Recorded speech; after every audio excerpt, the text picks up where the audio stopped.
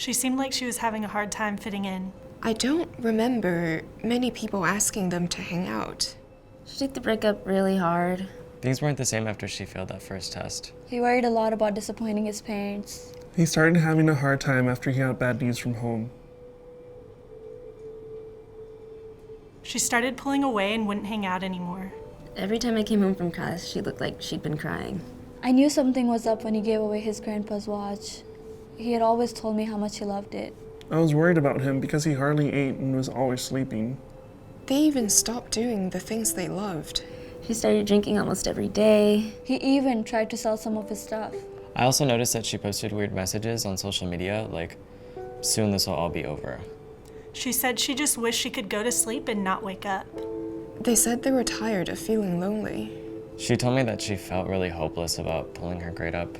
He said he wished he could disappear so he wouldn't be a burden to his family. He said that I didn't have to worry about him next semester.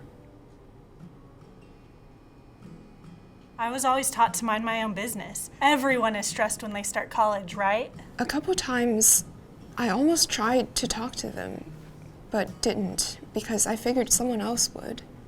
I did wonder if I was making too big of a deal of it. I didn't want to offend her. I didn't know what to do or how to help her. I wanted to ask him if he was thinking about suicide, but I didn't know what to do if he said yes. I didn't want to be the one to blame if something happened. I thought to myself, I'll feel better knowing I did something. I knew someone in the past who had attempted suicide, so I didn't want to risk it. I would rather have her mad at me than have her hurt or dead. Even though I didn't know what to do, I knew I had to do something because I really cared about her. I kept thinking, what if it were me? I'd want a friend to do something.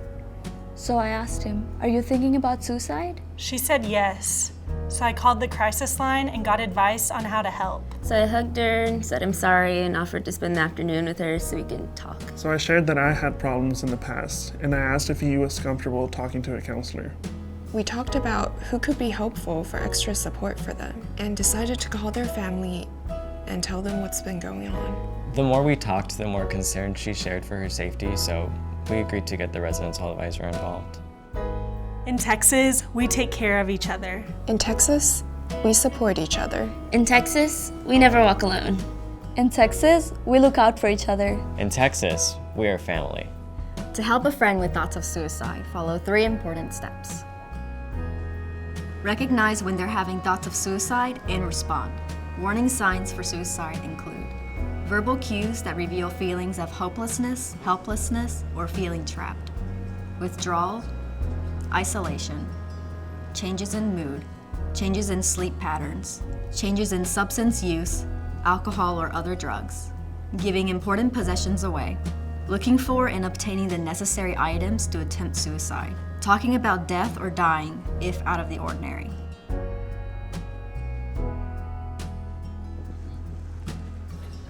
Take action and reach out directly or get others involved who can help. Ask directly about suicide. Express concern. Listen with empathy and no judgment. Remind them that help is available. Remind them that they're not alone.